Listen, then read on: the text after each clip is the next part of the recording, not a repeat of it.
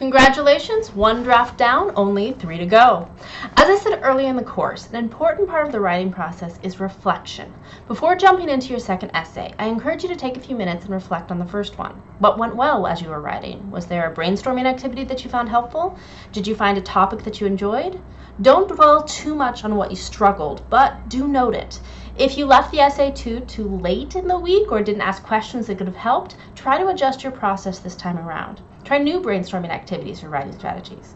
One of the goals for this course is to find out what works best for you. This week you're going to be writing an illustrative essay. An illustrative essay is all about examples. The goal is to lay out a new idea and then use specific examples to illustrate, hence the name, the things that you're talking about. We see this process all the time. You've probably done it yourself. Have you ever used a term that your friend isn't familiar with and then listed a bunch of examples to clue them in?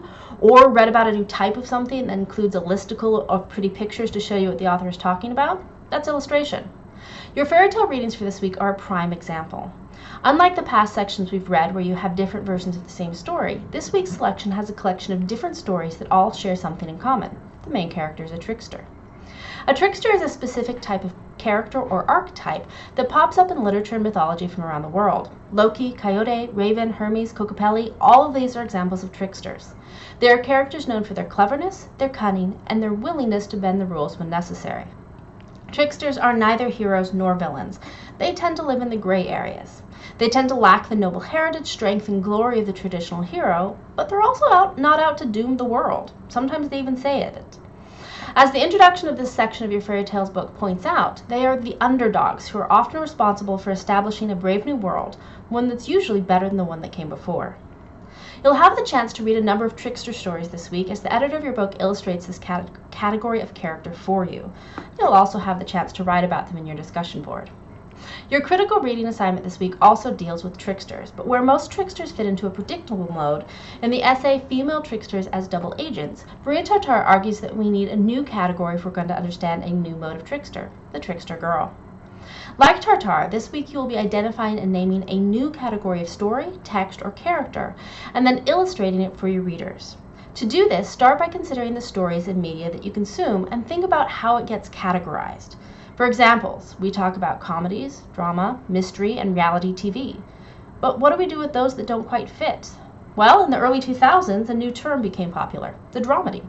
Shows like Psych and Gilmore Girls were definitely funny, but offered a lot more than a typical sitcom, so we needed a new term to talk about them.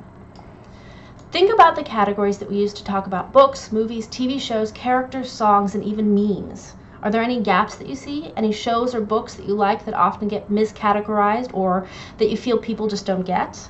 Ask yourself, how should we be categorizing them? Develop a set of characteristics for this new category, then name it. There's your claim. Your goal in this essay is to argue that this category should exist and then to give us at least 3 examples to show us what that category looks like.